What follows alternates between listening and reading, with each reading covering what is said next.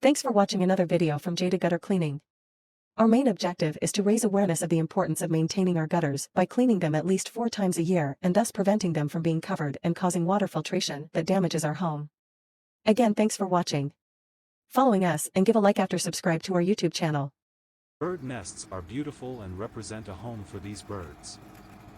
However, it is true that gutters are not a suitable place to build nests. The accumulation of materials and waste in the gutters can obstruct the flow of water, cause damage to the structure and create an unhealthy environment for birds. If you have found a bird's nest in your gutters, it is important to take measures to move it to a safer place for them. You can seek the advice of local wildlife experts or bird consultants to get specific guidance on how to handle the situation properly.